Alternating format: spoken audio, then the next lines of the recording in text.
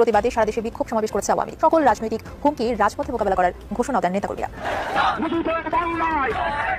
Breaking news. আমাদের বাংলাদেশের প্রাণপ্রিয় সেনা বাহিনীর উপরে অবশেষে জাতিসংঘ থেকে আসতেছে বিশাল বড় একটি বাস। বাংলাদেশের সেনাবাহিনী যদি স্যাংশন খায় তাহলে ডক্টর ইউনূস কিংবা অন্তর্বর্তীকালে সরকার কি থাকবে? এই ঘটনার পরে বিশ্বব্যাপী এটা নিয়ে কিন্তু বড় বড় পত্রিকাগুলোতে নিউজ প্রকাশ করা হচ্ছে এবং যে খুব ভালো নিউজ প্রকাশ করা হচ্ছে তা না। এখানে বলা হচ্ছে ডক্টর ইউনূসের মতো একজন লোক থাকতে বাংলাদেশে এই ধরনের অরাজকতা হচ্ছে এবং ডক্টর ইউনূস যে সেখানে ব্যর্থ সেটাও অনেক নিউজ পত্রিকা কিন্তু হাইলাইট করে বলছে। আবার ইউনূস নিজে বলছে যে আপনারা আর এগুলো করবেন না, কি নরম সুরে আপনারা আর এগুলো করবেন না, তাহলে বিশ্বব্যাপী আমাদের ভাবমূর্তি ক্ষুণ্ণ হবে, বিশ্বব্যাপী এটা আমাদেরকে ভালো করে বুঝবে না। আপনি কি যখন এই সন্ত্রাসী হাসনাত আব্দুল্লাহরা ঘোষণা দিয়ে 32 নম্বরে ভাঙতে গেল তখন কি আপনার একবার মনে হয়নি যে বিশ্বব্যাপী আমাদের যে ভাবমূর্তি আছে সেটা ক্ষুণ্ণ হবে? আকমা মুজাম্মেল হকের বাড়ি ভাঙচুর করতে যাওয়ায় বৈষম্যবিরোধী ছাত্র আন্দোলনের অনেক নেতাকর্মীকে অনেক মারছে, 3 জন প্রায় মৃত্যু সজ্জায়।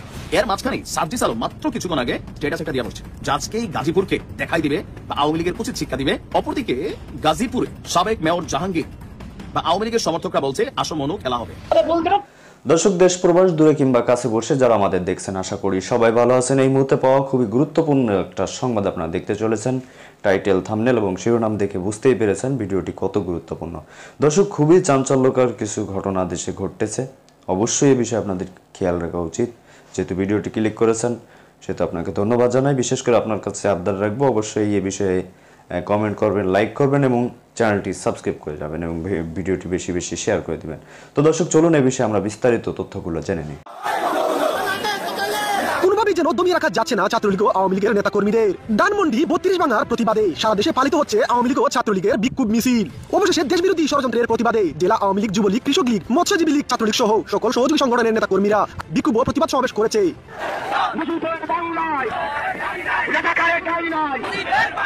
আপনারা জানেন যে গাজীপুরে মুক্তিযোদ্ধা মন্ত্রী আকমা মুজাম্মেল হকের বাড়ি ভাঙচুর করতে যাওয়ায় স্থানীয় লোকাল আওয়ামী লীগ এবং জনগণ বা গ্রামবাসী এলাকাবাসী ডাকাত পড়ছে বইলা এই বাড়িকে ঘেরাও করে বৈষম্যবিরোধী ছাত্র আন্দোলনের অনেক নেতাকর্মীকে অনেক মারছে, প্রচুর মারছে, 3 জন প্রায় মৃত্যু সজ্জায়। প্রকৃত সংখ্যা কত আমরা জানি না। এরপর মুহূর্তের মধ্যেই আওয়ামী লীগ এটা নিয়ে সেলিব্রেট করছে। এর মাঝখানে সার্জিস আলম মাত্র কিছুক্ষণ আগে, আমি যখন নিউজটা করছি, স্ট্যাটাস একটা দিয়ে বসছে জাজকেই গাজীপুরকে দেখাই দিবে বা আওয়ামী লীগের উচিত শিক্ষা দিবে। একটা স্ট্যাটাস দিচ্ছেন আমরা আসছি। আমরা কারা? বৈষম্য বিরোধী ছাত্র আন্দোলন বা জনতা বা নাগরিক কমিটি। অপরদিকে গাজীপুরে সাবেক মেয়র জাহাঙ্গীর বা আওয়ামী লীগের সমর্থকরা বলছে আসল মনু খেলা হবে। আপনি বুঝতে পারছেন কি করতে যাচ্ছে? এই মুহূর্তে ইউনূস সরকারের সেনাবাহিনী, ইউনূস সরকারের পুলিশ বাহিনী, র্যাব, বিজেপি, আমি জানি না তারা কি ভূমিকা আছে, তবে মুজাম্মেল হক সাহেবের বাড়ির আশেপাশে সেনাবাহিনীর অবস্থান আছে। কারণ এই ছাত্রদেরকে সেখানে মাইরাই ফেলতো সবাইকে, যদি সেনাবাহিনী গিয়া তাদেরকে বাঁচাই আনা আনতো। বুঝতে পারছেন যে ক্ষোভটা, 32-এর ক্ষোভটা আওয়ামী লীগের নেতাকর্মীদের মনে আছে। আশেপাশে যা হচ্ছে বা লোকালি সবার উপরে হামলা হবে এই ভয় থেকে তারা কিন্তু এটা প্রতিরোধ করে বসে। ইভেন গাজীপুরে জাহাঙ্গীরের যে ক্ষমতা, ইভেন গতকাল কোন একটা ফোন কল রেকর্ড ফাঁস হয়েছিল, আপনারা দেখছিলেন নিশ্চয়ই। সেখানে কিন্তু কিভাবে কি করতে হবে অনেকের সাথে একটা গ্রুপ কলে কথা বলছিলেন, নির্দেশনা দিচ্ছিলেন যে মইরাই তো যাবো। আর একবার মৃত্যুর হাত থেকে ফিরে আসছে এই মেয়র জাহাঙ্গীর। এরপরে আজকে গতকালকে যখন রাতে এই ঘটনাটা ঘটলো, আমি যখন রেকর্ড করছি বাংলাদেশ সময় ভোর আনুমানিক 5টার কাছাকাছি, মাত্র কিছুক্ষণ আগে সার্জিস ঘোষণা দিচ্ছে আওয়ামী লীগকে ওইখান থেকে বা যারা আছে তাদেরকে নির্মূল করতে হবে। তো এটাতে কি হবে যে আপনারা একটা গ্রুপ যাবেন, তারা একটা গ্রুপ যাবে, মারামারি করবেন। কি হবে? মারামারি করবেন। আওয়ামী লীগের 50টা পোলাপাইন মরবো, আপনাদের 50টা মরবো, 20টা মরবে, মরবে তো কার মার বুক আপনারা খালি করতে যাবেন? আমি জাস্ট এটা বুঝতে চাই। এই পর্যন্ত বাংলাদেশে অনেক পোলাপাইন মারা গেছে, আপনারা কিন্তু কেউ মরেন নাই, মাশাআল্লাহ ভালো অবস্থানে আছেন। যেটা হয়েছে এটা একটা ভুল বোঝাবুঝি। কারণ পিনাকি দাদা তো ঘোষণা দিছে ভাঙ্গাভাঙ্গি বন্ধ, তো পোলাপাইন কেন গেল ভাঙতে? ইউনূস সাহেব বললো যে শক্ত হাতে প্রতিরোধ করতে হবে। তো সরকারের নির্দেশনা প্রতিরোধ করা, লোকাল পিপল, আওয়ামী লীগ হোক যারাই হোক, অ্যাকর্ডিং টু ল তারা তো সঠিক কাজ করছে। এখন বাড়িঘর ভাঙতে গেলে যে বৈষম্য বিরোধী পেজ থেকে তো আসছে, আপনাদের পেজটা যেটা ওইখান থেকে তো আওয়াজ আসছে সারা বাংলাদেশে এই ভাঙচুর রুখে দাও, তো রুখাই দিছে জনগণ। আবার এই জনগণের নাম হয়তো আওয়ামী লীগ, হয়তো লোকাল পিপল, ঘটনাগুলো ওইখান থেকেই ঘটছে। এখন এখানে যে মারামারি করতে যাবেন, আপনারা যদি কথায় কথায় মব জাস্টিসের দিকে চলে যান, আইনের তোয়াক্কা না করে, তাহলে এটা কেমনে ভাই? এটা কেমনে? গাজীপুরে ওয়ারেন্টেড আওয়ামী লীগের নেতাকর্মী থাকতে পারে, যুবলীগ, ছাত্রলীগ থাকতে পারে।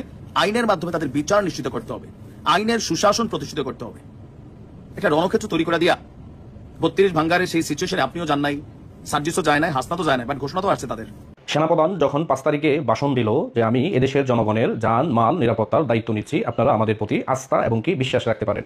ওই সিচুয়েশনটা বাংলাদেশে ছিল একটি অরাজকতার একটি সিচুয়েশন। তারপরেও এদেশে আপনার হাজার হাজার পুলিশ সদস্যকে হত্যা করা হয়েছে, আওয়ামী লীগের নেতাকর্মীদেরকে আপনার হত্যা করে গাছের সাথে ঝুলিয়ে রাখা হয়েছে। সেটি কিন্তু আপনার সেনাবাহিনী আপনার ট্যাকেল দিতে পারেনি। তারপর থেকে এই পর্যন্ত বাংলাদেশে যত অরাজকতা হচ্ছে বা যত ভাঙচুর হচ্ছে এবং কি জঙ্গি স্টাইলে যে হামলাগুলো হচ্ছে বাংলাদেশে, এগুলোর কিন্তু কোনো ট্যাকেল এখন পর্যন্ত সেনাবাহিনী দিতে পারেনি বা এগুলো কিন্তু সেনাবাহিনী আটকাতেও পারেনি।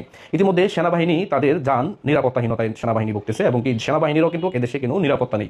আমি বলবো যে সেনাপ্রধান ওয়াকারুজ্জামান যে কথাটি বলেছে যে উনি যে দায়িত্ব বাংলাদেশে নিয়েছে, এই দায়িত্ব উনি সঠিকভাবে কিন্তু পালন করতে পারেনি, উনার কিন্তু দায় স্বীকার করতেই হবে। তার মানে এখান থেকে দায় মুক্তি নেওয়ার কোনো ইয়াতে আপনার অবস্থা নেই যে উনি আপনার এখান থেকে দায় মুক্তি নিয়ে নিবে, কারণ উনি তো এদেশের জনগণের আস্থার প্রতীক ছিল এবং কি জনগণ বিশ্বাস করেছিল যে 5 তারিখের পরে এদেশে উনি আপনার যে পরিস্থিতি এগুলো আপনার সামাল দিতে উনি সক্ষম হবে, কিন্তু উনি এগুলো দিতে পারেননি। দেখা গেল কি যে উনি এখন নিজেই নিজেদের যান নিয়ে আপনার শঙ্কিত রয়েছে। আমরা যদি দেখি যে বঙ্গবন্ধুর বাড়ি যেখানে বোল্ডেজার দিয়ে ভাঙা হলো, সেখানেও আপনার সেনাবাহিনী একদম নিরুপায়, তাদেরকে নিরাপত্তা দিচ্ছে আপনার ছাত্র নামদারি কিছু আপনার দেশ বিরোধী যেই লোকগুলো রয়েছে তারা। এখন এই সেনাবাহিনী তো এরকম ছিল না, এই সেনাবাহিনী তো ছিল বাংলাদেশের গর্বের সেনাবাহিনী। আজকে তাদেরকে এই পর্যায়ে কে নিয়ে আসছে? এই পর্যায়ে নিয়ে আসছে শুধু পাকিস্তানের প্রেসক্রিপশনে, পাকিস্তানের সাথে আঘাত করে আপনার ইউনূস এই বাংলাদেশে মেটিকুলাস ডিজাইন সাজিয়ে এই দেশকে যেভাবে ধ্বংসের দ্বার প্রান্তে নিয়ে গেছে, এগুলো আপনার যেমন আমেরিকার ইয়া ছিল, ঠিক তেমনি পাকিস্তানের সাথে তারা ঐক্য করে, ওই যে পাকিস্তান আপনার পরাজিত হয়েছিল 71 সালে, তারা কিন্তু চেয়েছিল যে বঙ্গবন্ধুর বাড়িটি তারা আপনার বোল্ডেজার দিয়ে ভেঙে দিব, ওই সময় কিন্তু তারা সেটি পারেনি। সেই কাজটি তারা স্বাধীনতার এত বছর পর তারা তাদের সন্তানদেরকে দিয়ে করাতে সক্ষম হয়েছে, আর বাংলাদেশের সেনাবাহিনী ইতিমধ্যে সেখানে আপনার নীরব ভূমিকা পালন করেছে। এর জন্য কিন্তু আমি মনে করি যে এই সেনাপ্রধানকে অবশ্যই এর জন্য হিসাব দিতে হবে, একদিন এই হিসাব দিতে হবে। কারণ এখন এই দেশে যারা আওয়ামী লীগ করে, আপনি কি কখনো দেখছেন যে 15 বছর আপনার আওয়ামী লীগ রাষ্ট্র পরিচালনা করছে, বিএনপি নেতাদের বাড়ি ঘরে হামলা ভাঙচুর লুটপাট এগুলো করতে?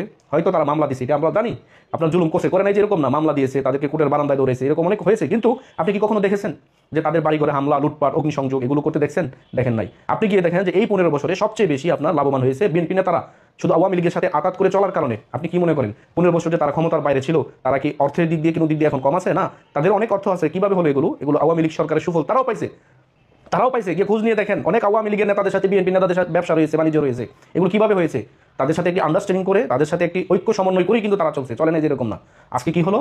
আজকে কি আপনারা ভাবেন যে এই দেশের শত্রু বিএনপি, এই দেশের শত্রু আওয়ামী লীগের শত্রু বিএনপি, বিএনপি শত্রু আওয়ামী লীগ? না, এই দেশের শক্তি এখন তৃতীয় শক্তি, এই দেশের শত্রু, যারা ইতিমধ্যে এই দেশকে ধ্বংস করার পায় তারা করতেছে এবং এই রাষ্ট্রকে একটি ব্যর্থ রাষ্ট্রে পরিণত করার জন্য তারা ইতিমধ্যে তাদের ষড়যন্ত্র 71 সালের পর থেকে যেভাবে তারা করেছিল, এখনো পর্যন্ত তারা সেভাবে তাদের ষড়যন্ত্র অব্যাহত রেখেছে, যাতে করে এই বাংলাদেশ বিশ্বের কাছে মাথা উঁচু করে দাঁড়াতে না পারে। আমি অবশ্যই বলবো যে এই বাংলাদেশে এদেশের স্বাধীনতা রক্ষা করার জন্য, এই দেশকে আপনার রক্ষা করার জন্য আওয়ামী লীগ বিএনপি সকল ভেদাভেদ ভুলে গিয়ে এই মুহূর্তে এই রাষ্ট্রকে বাঁচানোর জন্য সবাইকে ঐক্যবদ্ধ হতে হবে। নির্বাচন পরের বিষয়, আগে রাষ্ট্রকে বাঁচাতে হবে, এই দেশকে বাঁচাতে হবে, স্বাধীনতা বিরোধীদের হাত থেকে এই রাষ্ট্রকে আগে উদ্ধার করতে হবে। আমি যদি এখন বলি যে এই গোটা রাষ্ট্রটি এখন পাকিস্তানের প্রেসক্রিপশনে আপনার পরিচালিত হচ্ছে, আমাদের এই বাংলাদেশ বর্তমান পাকিস্তানের নিয়ন্ত্রণে চলে গেছে। তো দর্শক দেখলেন খুব গুরুত্বপূর্ণ প্রতিবেদন। এতক্ষণ আমাদের সাথে থাকার জন্য সবাইকে ধন্যবাদ জানাচ্ছি। দর্শক, যেই প্রতিবেদনগুলো দেখলেন এগুলোর সাথে আপনি সহমত কিনা, খুবই গুরুত্বপূর্ণ বক্তব্য এবং ভিডিওগুলো দেখছিলেন। অবশ্যই বিষয়ে আপনাদের মতামতটা চাই। আর হ্যাঁ, আমাদের এই চ্যানেলটি সম্পূর্ণ নতুন, অবশ্যই আমাদের এই চ্যানেলটি সাবস্ক্রাইব করে রাখবেন এবং বেল আইকনটা অবশ্যই বাজিয়ে রাখবেন আর সংবাদটি শেয়ার করে দেবেন। তো ভালো থাকুন, সুস্থ থাকুন, আসসালামু আলাইকুম।